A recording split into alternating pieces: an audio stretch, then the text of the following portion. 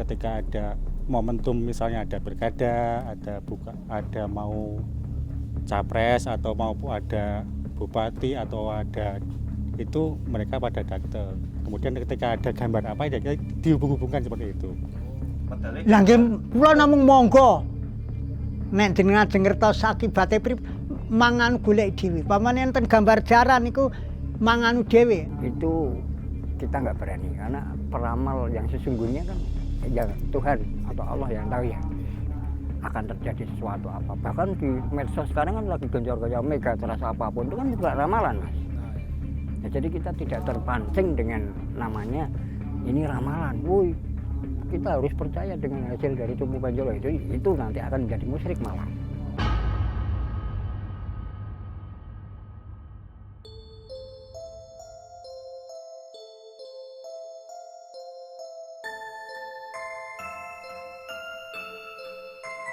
Sisih lor wetan ana angka Romawi huruf 10.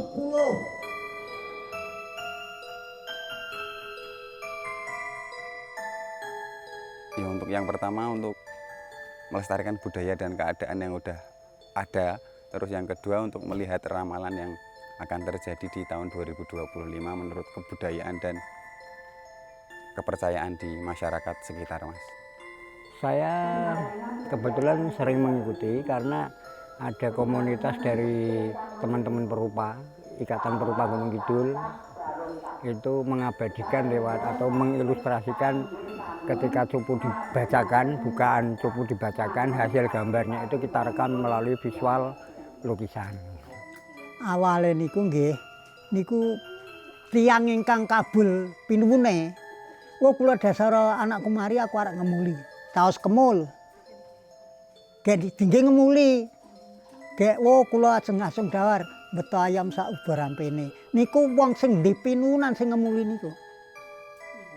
Sing ndi pinuwunan. Dadi pinuwunane dikabuli, aku arek ngene sing saking wong duwe pinuwunan niku. Waune dereng wonten morine. Ning niku saking kersane sing mbikak niku. Wah apike iki dinahi mori. Gek kalih yang sayek niku yo nek iso ngono ning sesajiya iki ngoten sejadine nek kepitu ki sejadi apa, nek bukaan ki sesadine apa. Niku pun dijelaske. Lah niku saking simbah kula sing ngontenke kemul sepisanan niku supadose mboten kotor ngeten lho kotak niku.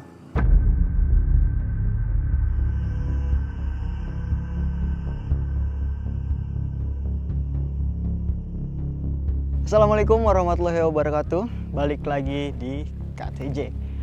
Teman-teman, malam ini kami sedang berada di suatu desa yang dimana malam ini sedang dilakukan adanya suatu tradisi di desa ini gitu. Jadi teman-teman bisa lihat di belakang itu rame banget gitu. Jadi masyarakat ini sangat antusias ya terhadap tradisi ini. Tradisi apa teman-teman? Ya, yaitu tradisi Cupu Panjolo, di mana tradisi ini itu ngebuka cupu atau semacam kayak guci gitu ya, semacam guci gitu. Nanti di dalamnya terdapat nokta merah atau suatu ramalan. Nah, tapi masyarakat sini lebih senang nganggap itu adalah sebuah perlambang gitu teman-teman. Nah, perlambangan ini itu nanti bisa digunakan sebagai apa ya? Mungkin pertanda ya buat hal kedepannya gitu seperti apa.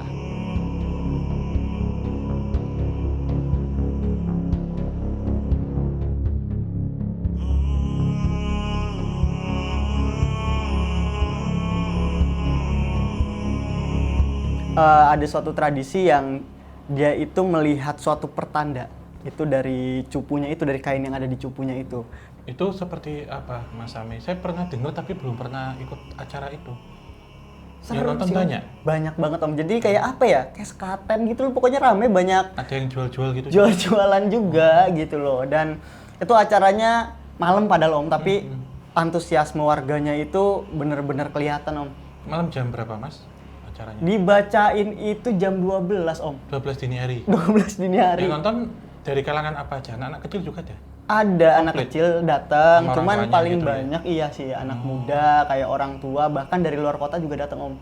Ketika Cupu Panjolo ini juga bicara soal bagaimana pesan-pesan yang apa namanya kalau kita lihat dari aspek rasional sebetulnya mungkin ini karena situasi lembab lalu muncul berbagai macam gambar, berbagai macam apa namanya ya gambar dari kelembapan itu dan kemudian membuat kain itu menjadi tanda kutip ternoda gitu. Tapi kemudian itu diambil, diterjemahkan oleh orang-orang dan memang ternyata juga memang ada yang mendekati gitu kan. Jadi kalau apa sih saya lupa dalam bahasa Jawanya itu nggatuk-nggatuk gitu kan. Jadi misalnya angka ini gitu kan muncul. Lalu kalau nanti ada darah begini lalu oh nanti akan ada pertumpahan darah gitu. Dan itu beberapa waktu kemudian memang kadang terjadi gitu kan. Kadang juga yang enggak gitu kan. Lagi goib, panten goib. Nah niku kepripun Mbah? Kok saged enten gambar teng mriku teng Mori niku pripun niku? Lah niku kersane pepunden sing ngedalke. Dadi mboten kula sing ngedalke ning saking pepunden niku maringi gambar. Terus naming bika maos kemawon nggih. Nggih namung maoske. Ning niku dadak ditingali riyen. Oh nggih. Iki gambar apa diperpatke wong 3-4. Wo iki pamane gambar manuk wo iya. Ini wong 4 niku kudu sinkron. Nek pamane wo gambar asu. Asu ki setugel po sak badan po kepiye ngoten niku diperpatke mboten diperpatke mboten kena niku dingge pedoman. Kita juga dikasih Om kainnya Om. Oh. Kita dikasih kainnya, jadi ada oleh-oleh dari sana juga ada kainnya sama bunga di dalam cupunya itu kita dapat, alhamdulillah gitu Itu loh. cara kerjanya gimana Mas Ame katanya?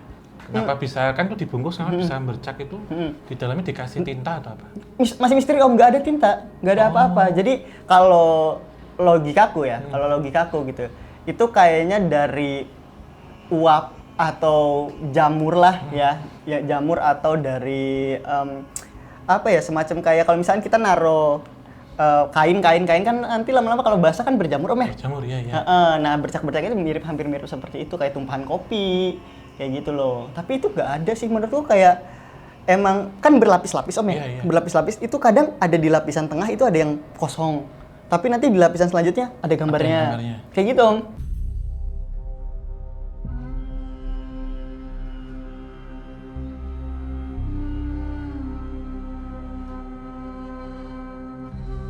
Pedesaan di Jawa itu sangat dekat dengan alam. Jadi sesuatu yang dekat dengan alam, sesuatu yang jadi mereka apa namanya? Saya lupa istilahnya. Itu memang sangat percaya dengan hal-hal yang seperti itu dan kita kemudian menerjemahkannya dalam konteks kita sekarang itu adalah bentuk dari kearifan tradisional. Kembali kepada kepercayaan ya, atau kembali kepada keyakinan bahwasanya yang dihasilkan dari hasil gambar melalui bukaan cupu itu, biasanya penafsirannya atau gambar-gambarnya itu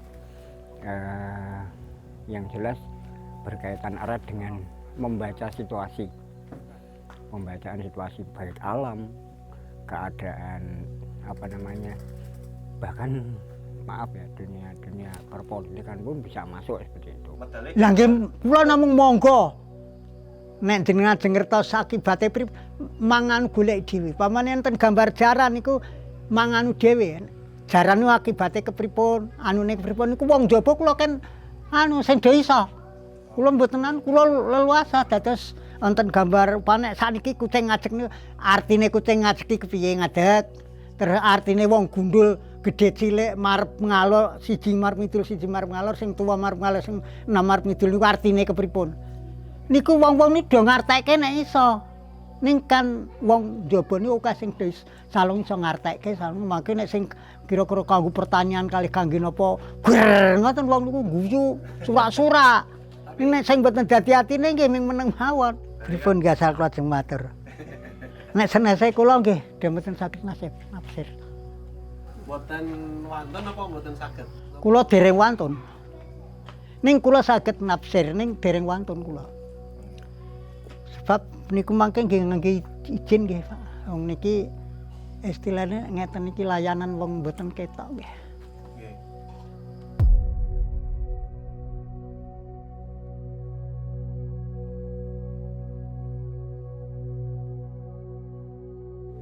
Nah, berhubung udah jam 12, berarti upacara adat pembukaan Cupu Panjolo akan segera dimulai, teman-teman. Jadi kalau dilihat dari sejarahnya zaman dulu, siapa sih sebenarnya Kiai Panjolo ini gitu. Jadi Kiai Panjolo ini sebenarnya adalah seseorang orang zaman dahulu, dan beliau itu ada konflik gitu dengan orang tuanya gitu. Sebenarnya ada yang mengisahkan konflik dengan ibunya atau bapaknya gitu, pokoknya keluarganya. Nah, setelah konflik itu Kiai Panjolo ini kabur gitu, lari ke pantai selatan. Nah, di pantai selatan ini beliau mencoba untuk menjala ikan. Namun nggak ada ikan yang dia dapat gitu, melainkan cupu gitu. Nah, cupu ini apa sih? Cupu itu guci kecil teman-teman. Nah, guci kecil itu ada 3 biji. Nah, dibawalah pulang ke rumah sama Kiai Panjolo ini. Nah, si cupu itu ada kain morinya. Nah, kain morinya itu dibuka akhirnya. Sebelum menemukan cupunya itu, dibuka kain morinya.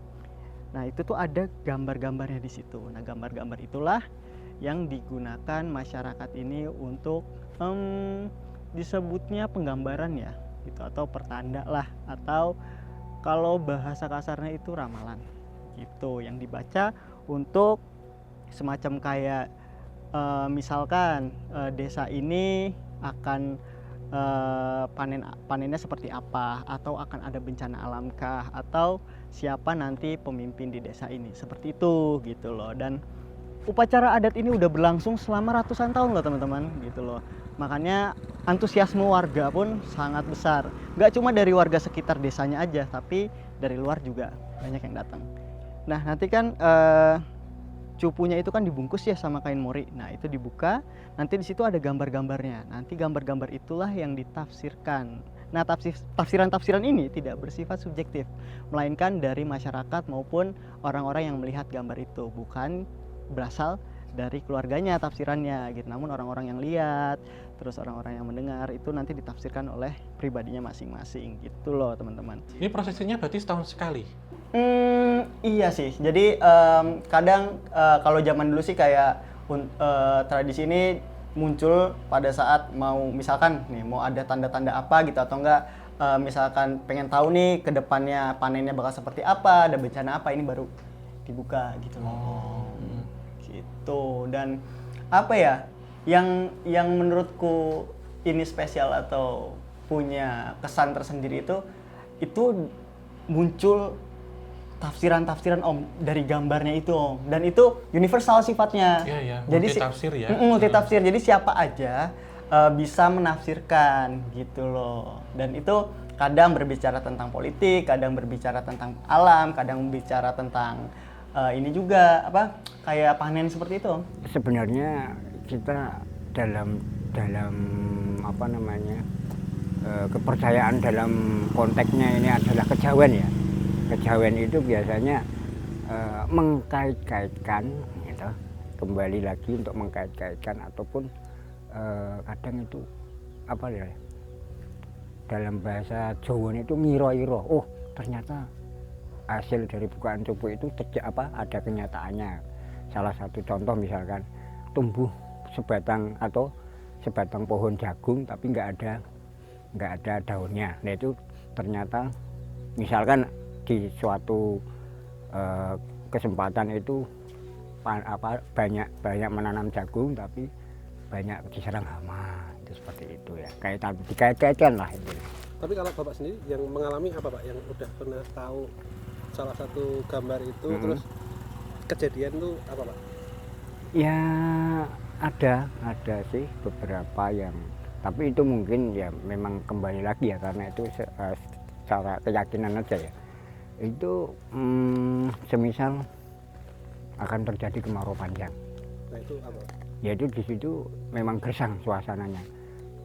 Satu gunungan kain dibuka itu tidak ada apa-apa kecuali apa namanya hanya gambar akar ranting-ranting kering gitu ya. Itu tahun berapa Pak? Itu 2 tahun yang lalu. Gambare niku wonten layangan pedhot, wonten pinjeng kelit, wonten palu arit. Ke jamane Masumi wonten gambar Masumi di lereng niku nggih niku wonten. Niku deteksi kula niku sarintan ngantos sepriki. Dari awal gambar biasanya kita hanya mengetahui gambar saja, tapi karena itu nanti masih membutuhkan analisa sebuah gambar. Burung itu mengartikan apa, kuda mengartikan apa, wayang itu mengartikan apa, kita belum tahu karakter, kita belum menggali dari karakter untuk menganalisis gambar-gambar yang ada. Kalau sudah berjalan beberapa saat kita mungkin bisa tahu seperti, oh iya saya ingat tahun 2014 ketika di situ ada gambar seorang laki-laki memakai safari dan memakai peci, orang langsung teriak presiden 2 episode itu. Ya, kalau di sini kan memang tradisinya itu bukan cupu itu untuk prediksi pertanian untuk 1 tahun ke depan. Jadi masyarakat di sini masih mempercayai itu. Karena tahun kemarin itu ada kejadian yang percaya nggak percaya nggih, itu ada gambar yang menyatakan bahwa itu dimakan belalang. Ternyata benar di sini semua jagung itu makan belalang semua seperti itu. Tahun 2023 itu. Kemarin. Perkembangan pikiran manusia itu kan berangkat dari 3 hal. Yang pertama itu berpikir soal magis, sesuatu yang supranatural gitu kan. Kemudian religio magis, jadi supranatural tapi sudah mulai dekat dengan sesuatu, dengan Tuhan gitu kan, sesuatu yang jadi kelihatan. Dan yang terakhir itu positif itu. Nah, manusia ini semodern apapun tetap kok akan muncul ada di salah satunya. Pada saat dia kepepet, dia akan lari ke sini gitu. Itu yang saya amati selama ini begitu. Wonten ana kidul wetan ana gambar manuk marep mengulon. Sisih wetan ana gambar jaran. Sisih kidul ana gambar wedhus.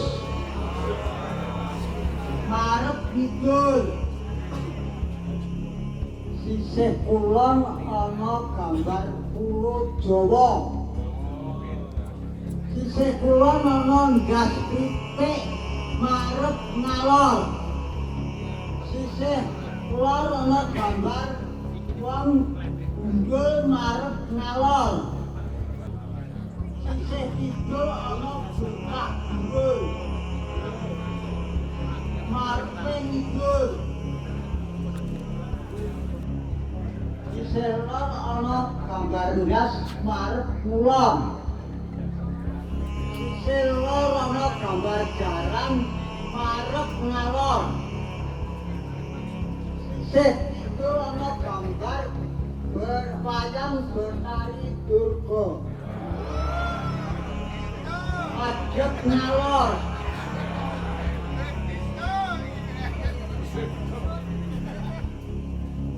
Sisih lor wetan ana angka Romawi huruf 10. Semar tinanggu jejer paranti nantang doyong. Doyong ngalor wetan. Henti wiri doyong ngulon.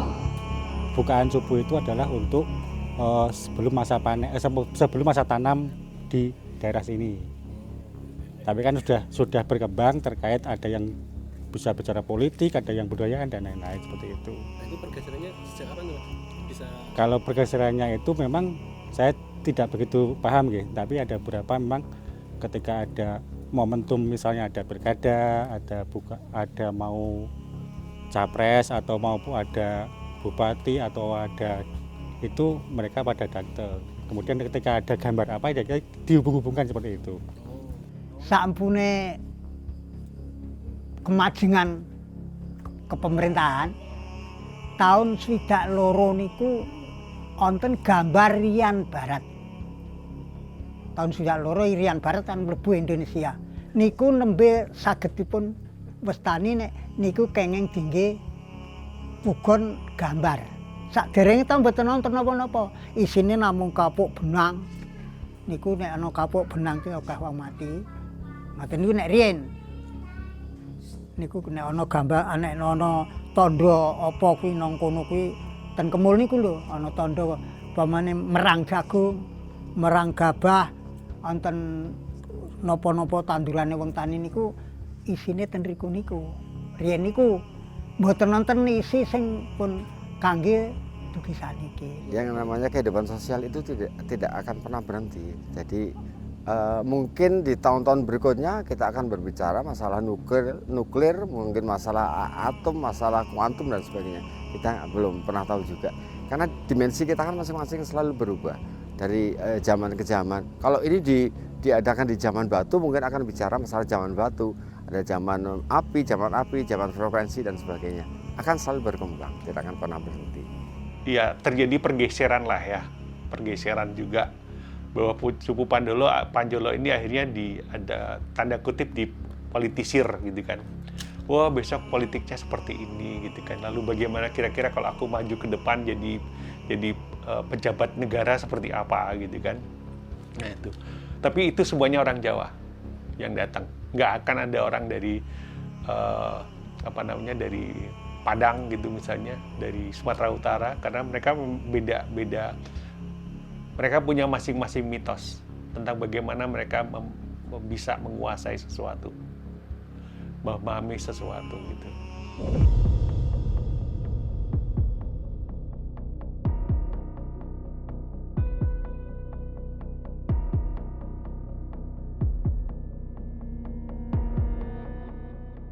Nah oke teman-teman, ini sekarang ada di lokasi pembukaan cupunya, ya udah sepi banget. Tadi juga antusiasme warga terhadap tradisi pembukaan, terus melihat penggambaran cupunya sangat antusias banget, rame banget, sorak-sorai, ada yang ketawa, ada yang wah apa nih gitu kan. Karena menariknya di sini, jadi tiap orang itu menafsirkan beda-beda gitu loh terhadap penggambaran yang keluar dari. Nah ini mungkin teman-teman penasaran ya. Nah dari sini nih nanti di kain mori ini yang menutup si cupunya nanti itu muncul kayak gambar. Nah gambar itu nanti disebutin sama pemangku acaranya gitu loh. Nah selain itu dapat oleh-oleh lagi selain ini tadi kain mori, ada juga bunga kering. Nah ini bunga ini sebenarnya nggak kering awalnya, bunga ini bunga seger, dimasukin ke dalam cupu dan ditutup selama setahun itu gitu loh, dan dibuka. Nah ini jadi seperti ini teman-teman gitu. Nah ini artinya apa? Ini artinya katanya yang mendapatkan bunga ini itu mendapatkan keberkahan gitu, sama halnya kayak upacara-upacara adat lainnya lah. Kalau misalkan banyak kan ya yang rebutan gundungan kayak gitu loh. Nah itu kan dapatnya kayak buah-buahan, sayur-sayuran, nasi atau apa. Kalau di sini itu dapatnya dua ini. Yang pertama ada kain mori, yang kedua ada daun kering gitu teman-teman. Nah selain itu juga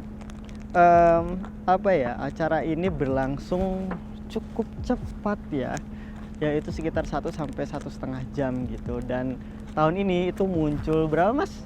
28, 29 lah ya penggambaran gitu. Terus ada yang gambarnya tadi tuh yang cukup unik, banyak sih sebenarnya. Aku pun ngerasa kayak wah ini gambar apa ya. Jadi ada yang cukup menarik, itu yang pertama kucing berdiri, terus ada kuda, ada kambing, terus juga ada perempuan berhijab sedekap seperti itu. Nah itu nanti tafsirnya tiap orang berbeda-beda gitu loh. Jadi emang nggak ada satu orang yang menafsirkan bahwa ini gambar ini artinya ini, enggak.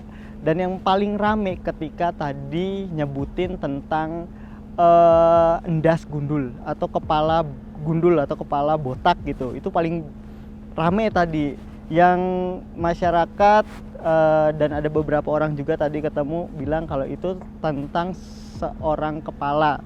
Kepala itu maksudnya ada mungkin kepala negara ataupun mungkin kepemimpinan atau mungkin apa jabatan dan lain-lain gitu. Jadi penafsiran itu muncul dari tiap orang masing-masing, tergantung gitu mau misalkan pengetahuannya mengenai satu gambar ini mengenai sesuatu, nah itu mungkin yang ditafsirkan begitu teman-teman. Seru banget acaranya. Nah teman-teman, ada satu hal lagi yang menarik. Kalau misalkan si bunga ini kan disimpan saja katanya tadi di dompet atau di lemari. Nah kalau kain mori ini tadi agak deg-degan ngedengar sebenarnya teman-teman, yaitu nggak boleh terinjak, nggak boleh dijadikan selimut ya sih sebenarnya. Kalau diselimutin pakai kain mori kan kayak dikafanin ya, tapi biasanya dijadikan bantal katanya seperti itu. Nah berhubung ini udah jam 1, warga juga udah sepi, panitia juga udah mulai ke dalam, tapi di sana masih ada ritual penutupan cupu dan disimpan kembali nanti tahun depan buat dibuka lagi. Yuk kita lihat. Memang dari 3 atau 4 tahun yang lalu memang ada beberapa yang pro kontra ya Mas. Kemudian akhirnya kita saling menyadari bahwa ini adalah kebudayaan, kemudian memisahkan antara budaya dengan agama. Akhirnya mereka juga menyadari ada yang pro ya sudah silakan yang pro, yang kontra ya silakan kontra, yang penting tidak saling mengganggu. Tapi tetap berjalan terus Mas sampai saat ini. Tradisi ini tetap dijalankan, kemudian masih dipercayai oleh orang-orang yang tadi, oleh orang-orang sekitar bahwa ini adalah untuk prediksi 1 tahun ke depannya seperti itu. Ya yang jelas ini tidak boleh hilang dan tidak boleh dimiliki oleh kelompok yang lain. Tradisi ini kan ini kepunyaan keluarga dari yang Panjolo sendiri kan, dia yang mempunyai energi untuk menerjemahkan sebuah keadaan alam dan kemudian diturunkan pada anak cucunya untuk bisa berbicara dan bisa menganalisa, sehingga apa yang sudah dia berikan ini insya Allah bisa bermanfaat lah untuk semuanya, dan semoga juga apa yang diberikan ini mengandung makna yang positif, dan syukur-syukur dari pembacaan itu justru malah menggiring ke hal-hal yang positif dan aura positif di alam semesta ini. Cupu Panjolo itu adalah sebuah gambaran aja Mas. Jadi kita nggak berani ngeklaim itu ramalan, itu kita nggak berani, karena peramal yang sesungguhnya kan ya Tuhan atau Allah yang tahu ya akan terjadi sesuatu apa. Bahkan di medsos sekarang kan lagi gencar-gencar mega terasa apapun, itu kan juga ramalan Mas. Ya, jadi kita tidak terpancing dengan namanya ini ramalan. Woi, kita harus percaya dengan hasil dari Cupu Panjolo itu nanti akan menjadi musyrik malah. Cupu Panjolo ini kan salah satu yang dapat kita tarik itu adalah bagaimana dia memelihara hubungan sosial antar warga. Karena kan terus terang saja sekarang kan kalau kita ngelihat di desa-desa itu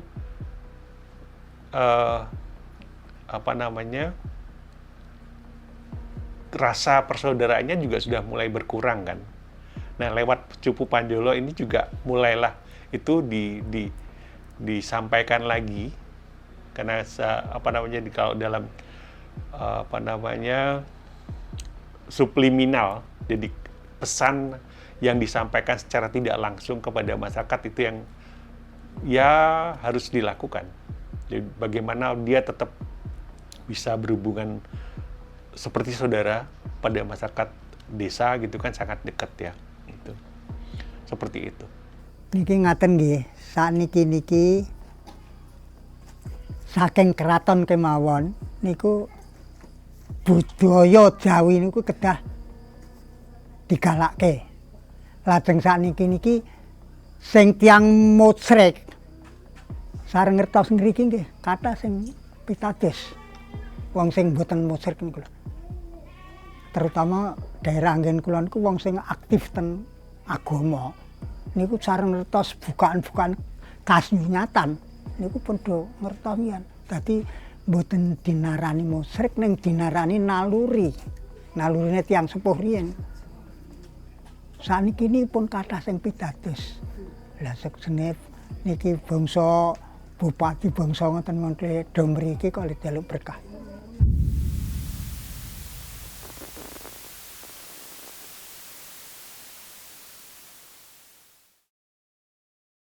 Aku penasaran nih kalau sudut pandang atau penafsiran dari pertanda itu menurut Om tuh seperti apa? Mungkin kita bisa bacain ya, teman-teman. Ada beberapa ya. Ini disclaimer ya versi KTJ ya. Karena kan multi tafsir. Jadi kita tidak mutlak 100% benar. Betul. Karena multi tafsir tentunya kita punya tafsiran sendiri. Betul. Ini emang tiap orang boleh menafsirkan Om. Jadi nggak ada kata si ini pasti begini enggak. Iya, bebas ya. Bebas yang menafsirkan. mendekati mungkin ya. Bahkan Si ahli waris. iya, ahli warisnya menyerahkan seperti itu gitu Bebas kan. ya. Membebaskan untuk menafsirkan. Dia tidak bisa belum berani untuk menafsirkan sendiri. Makanya di situ banyak saksi warga pun ya tiap individu juga punya penafsiran yang beda-beda. Beda-beda. Kayak gitu. Nah ini mungkin yang pertama nih Om ya. Totalnya ada berapa Mas? 30-an, kurang lebih lah, kurang lebih 30 juga ya. Tapi ini kita pilihin ya. Betul. Sesuai kata hati. Nih yang pertama itu ada sisi kulon gambar getih garing Om. Oh, jadi sisi sebelah barat ada gambar darah kering. Darah kering. Nah ini rame ini pas. Iya. Sisi kulon gambar getih garing, sorak-sorak tuh Om. Wah kayak, tapi sorak-sorak tuh kayak, aduh apa nih gitu loh. Kayak ada sesuatu yang menggambarkan bakal ada pertumpahan darah. Kalau ngedengar dari antusiasme warga ya. Nah kalau dari menurut Om sendiri gimana Om? Ini kan dari sisi barat ya. Sebenarnya muncul gambaran sih Mas. Tapi ini tentunya ternyata global ya, nggak hanya Indonesia, Jawa dan tapi luas ya. Sisi kulon ini mungkin dari dataran barat ya, atau dari dunia barat nih. Mungkin akan ada beberapa perang-perang yang masih bergejolak. Sebagai contoh misalkan yang sudah terjadi adalah Rusia Ukraina, kemudian Israel Palestina sampai hari ini. Ini yang saya lihat tuh versi perang karena itu membentuk api ya. Apakah ada peperangan itu atau ada muncul lagi mungkin di Teluk ya, perang Teluk lagi. Sementara yang di Indonesia ini itu dari timur memang dari barat memang benar adanya. Akan ditemukan jawabannya berikutnya Mas. Karena ini clue yang pertama. Tentunya darah ini tentunya pertumpahan darah. Tapi kering darahnya. Kering ini juga bisa diasumsikan banyaknya korban. Iya. Jadi kalau cuma 1-2 kan evakuasinya cepat ya, darah basah ya. Banyak bercak darah, pertumpahan darah, bisa terjadi perang atau bencana besar. Yang memakan banyak korban. Yang korban itu ketika meninggal mengeluarkan darah, nggak serta-merta hari itu dievakuasi. Jadi membasahi tanah ini, tapi itu mengering gitu. Saking lamanya mungkin terjadinya bencananya, penyelamatannya juga lama, akhirnya dari itu menjadi kering gitu. Iya, ini juga mungkin mengingatkan dengan kejadian besar yang ada di tengah 2006 ataupun gempa. Itu kan banyak yang tertimbun tuh. Kalau saya terjemahkan, kering itu beda dengan banjir atau tanah longsor itu basah. Tapi kalau kering itu berarti tiba-tiba terjadi dan bukan terbakar. Jadi kemungkinan gempa, kemungkinan atau perang ya bisa perang, jadi. iya, yang memang terjadi karena seketika, gitu, gitu langsung. Dan darah itu dibiarkan mengering dalam artian evakuasinya lama. Wah, dalam sih ya, sebenarnya tafsiran mengerikan. Iya, ini cuman gambarannya yang saya dapatkan ya Mas ya. Itu. Waspada, iya. Dan berikutnya, karena ini kan kita temukan di beberapa angka berikutnya. Mungkin gini juga sih Om ya. Dari tiap itu kan kita kan berurutan nih, kita catat berurutan nih. Jadi mungkin aja itu bisa berkesinambungan satu sama yang lainnya ya. Iya. Walaupun sifatnya random tapi itu ada kaitannya kan, nanti kita simpulkan ini apa. Gitu. Oke. Lanjut, itu ada sisih kulon ono gambar Pulau Jawa Om. Ya, jadi sisi bagian barat ada gambar Pulau Jawa. Berarti lebih dikerucutkan nih. Kejadiannya itu di mana? Di Jawa berarti. Oh, berkesinambungan. Berkesinambungan. Kemudian kalau di Jawa di bagian barat bisa kita cabangin lagi. Pertama apakah itu bencana atau yang kedua ada demo besar-besaran.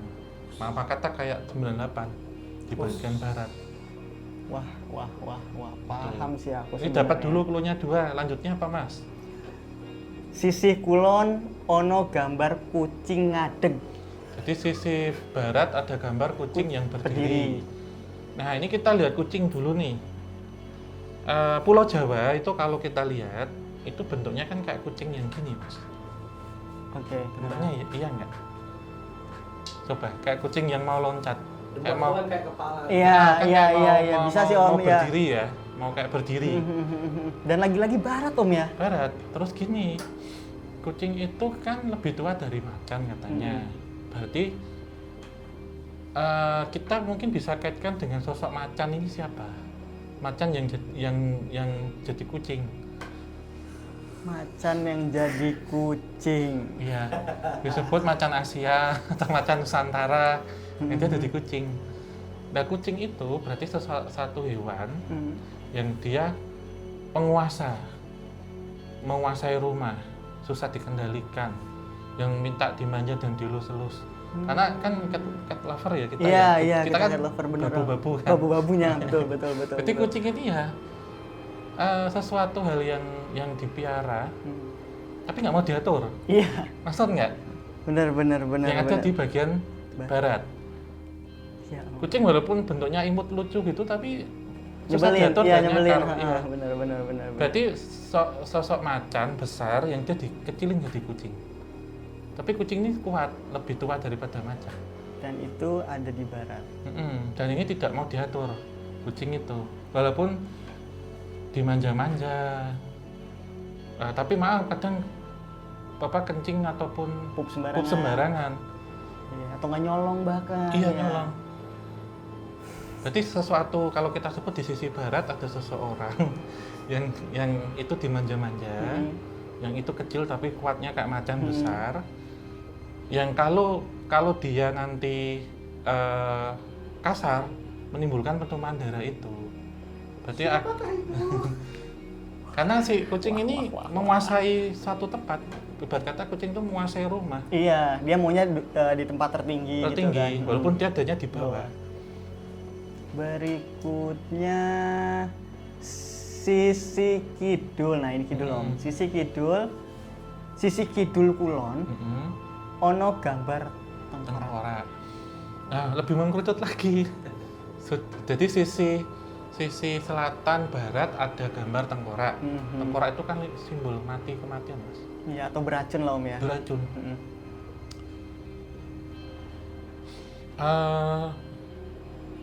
Ini maaf ya kalau kita kaji secara isu yang belum lama berkembang ini yang diinformasikan bahwa lempengan itu kan kerasnya di pesisir barat sebelah selatan ya. Ini juga mungkin ada kaitannya dengan itu atau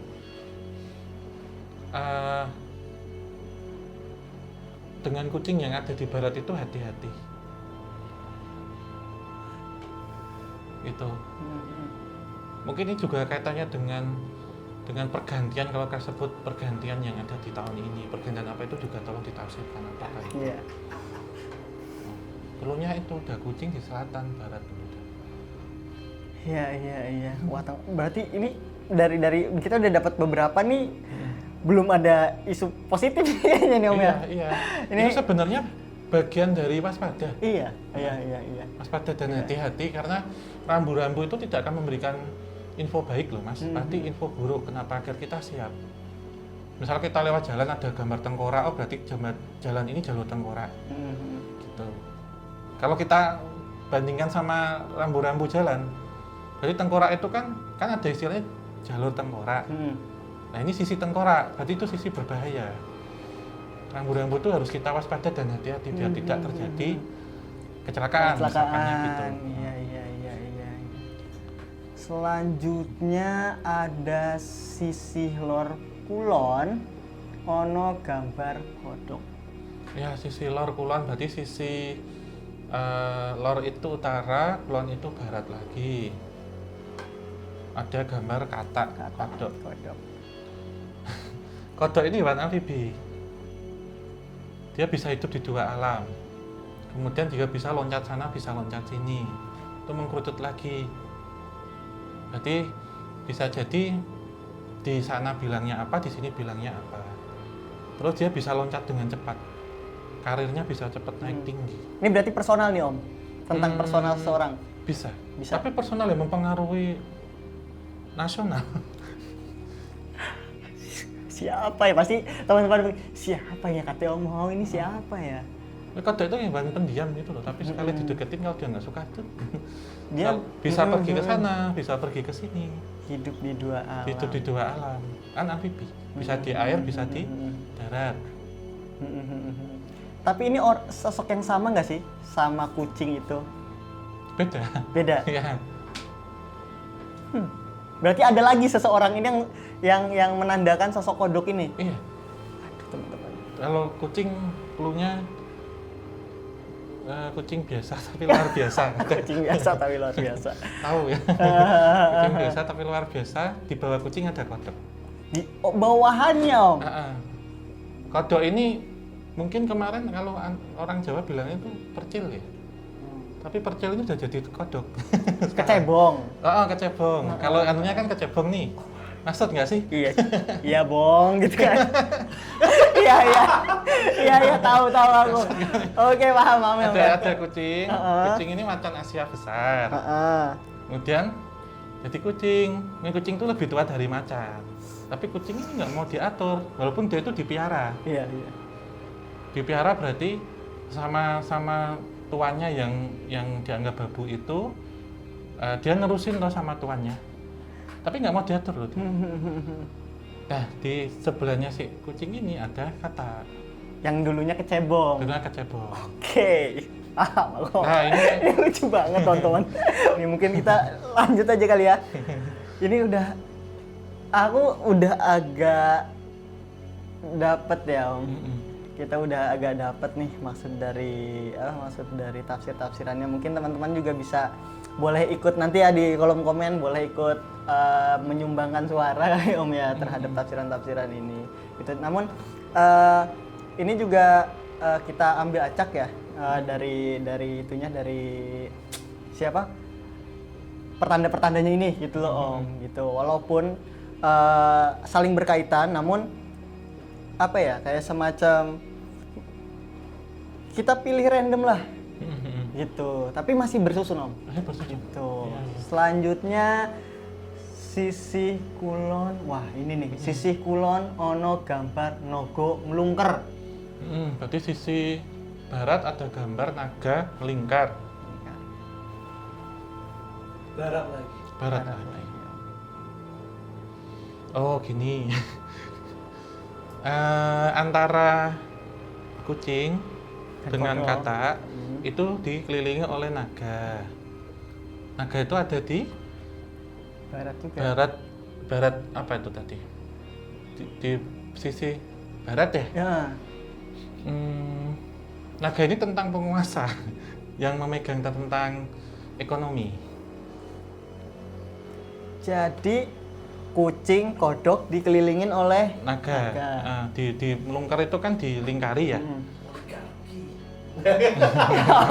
Siapa tuh Min? Wah kacau sih ini. Lah sebenarnya kucing dan katak ini dikelilingi ini, naga-naga ini untuk apa? Nanti akan kita temukan berikutnya. Di berikutnya lagi cluenya ya. Lanjutnya sisih lor onon das gundul madep ngalor. Ya, sisi bagian utara ini baru ya. Ada kepala gundul yang menghadap ke utara.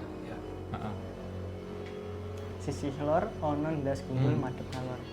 Kalau kita sebutkan tadi kan cluenya kucing itu bisa dan ada kata Jawa. Utaranya Jawa pulau apa? Borneo. Borneo ya. Kepala burung. Digundulin. Di Kalimantan terkenal apa? hutan yang lebat, itu digundulin buat apa? Di bagian timur. Oke. Di bagian timur. Oke. Berarti sebenarnya bisa jadi kucing sama katak itu dikelilingi oleh si naga. Tujuannya untuk ke utara itu.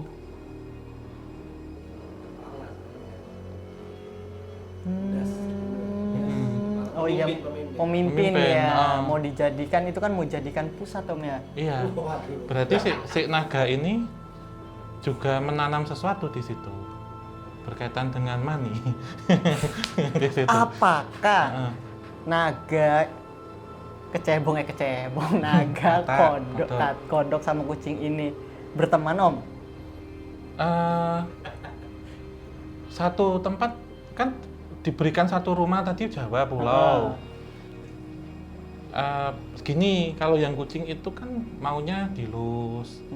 Gini loh, di kehidupan manusia itu ada 4 fase. Fasenya itu saya lupa yang ini apa ya, tapi ada fase kucing itu fase paling terakhir. Saya lupa, komen ada fase kuda, ini ada fase guguk ya atau anjing. Monyet kali Om. Pertama saya lupa, ada 4 fase yang diliburkan dengan ini. Jadi fase anjing itu fase anak-anak. Entah dia akan menjadi anjing kampung ataupun anjing pudel atau apa yang disayang-sayang. Ketika dia dewasa menjadi fase kuda, bisa kuda andong, bisa kuda balap. Tentunya beda harga loh Mas. Kuda andong itu dia kerja keras tapi dapatnya uang dikit. Kuda balap itu mungkin kerja nggak seberapa tapi gajinya gede. Nah fase terakhir itu fase kucing atau fase orang tua. Bisa disimpulkan juga kucing itu orang tua loh Mas. Dan kodok itu sesuatu hal yang dia energik. Dia bisa gerak cepat di mana-mana. Nah itu bisa satu tempat. Nah ini dia dikelilingi oleh naga-naga. Dilingkarin sama naga.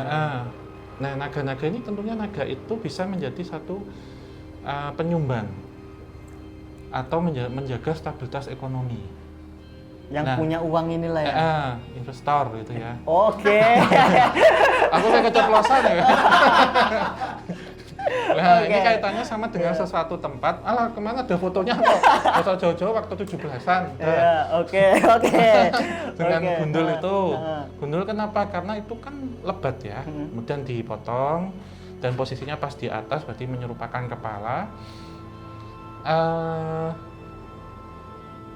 Gini, kalau kucing itu karena dia terlalu manja, dia pengen disayang dan dimanja, tapi dia menguasai. Si kodok ini dia bisa loncat kemana-mana, dia licin, dia bisa ngelucu, tapi beracun. Dia bisa ngelucu tapi beracun. Ketika dia dikelilingi oleh naga, tapi naga juga tadi arah ke mana ya? Naga itu juga arahnya dia ke kulon. Kulon itu kan barat. Naga itu juga menyimbolkan satu negara berbendera merah. Oh iya sih Om. Betul sih Om. Nah, negara berbendera merah dengan bintang warna kuning 5.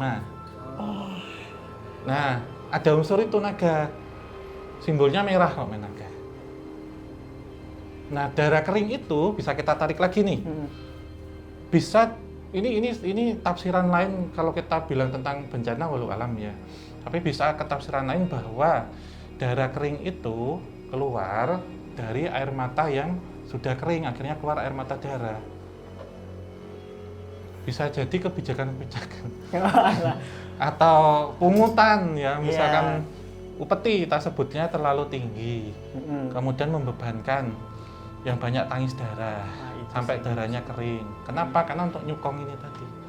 Lah, si kucing ini karena terlalu manja, bisa ketika tadi melungker ya, melungker itu kan menggulung atau melilit ya, dia nggak bisa lepas, tapi si katak ini bisa loncat. Itu, jadi dipakaki, diumpanin. Gitu. Karena katak itu gesit, dia bisa hidup di 2 alam, dia susah ditangkap, dan dia beracun. Nanti Mas Ami udah kasih tahu kok katak itu dari apa kan? Iya. Dari kecilnya kan? Iya. Bong, cebong. Lanjut Om. Ini mungkin yang terakhir Om ya? Iya, penutup ini.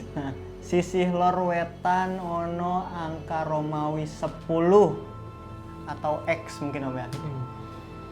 Sisi lor wetan itu berarti sisi utara timur ada angka Romawi 10, lambangnya X ya.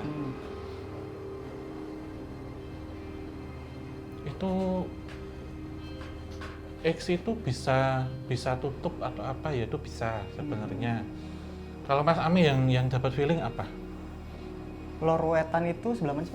Lor wetan itu utara ke timur. Utara ke timur. Kalimantan bisa? Bisa. Iya, bisa sini. Kalau kita ngambil titik tengahnya di Gunung Kidul kan gini ya dia. Nah. Itu kan ada di sebelah utara tapi di sebelah timur juga kan? Iya benar. Iya, utara di timur. Udah ditandain kali ya?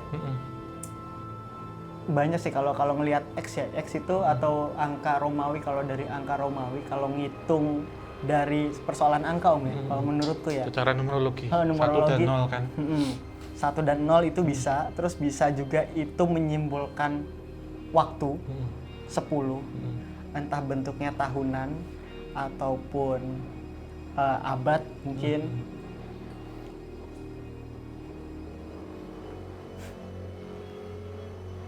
Juga sih. Maksudku X juga bisa menjadi pertanda. Kalau ada harta karun kan lokasinya itu pasti di X, iya. X ya. Di gini di. Iya, ada tanda silangnya kan. Ini kayak bapak kita nih. Iya. Ada tanda X berarti suatu tanda tempat yang bakal menjadi tujuan gitu loh. Kalau menurutku sih. Iya, itu juga bisa sih tentang sesuatu hal yang baru sebenarnya ya. Atau juga menggambarkan tentang jajaran kepemimpinan juga bisa 10. Kalau kita hitung sebenarnya itu mendekati 2045 sih ya.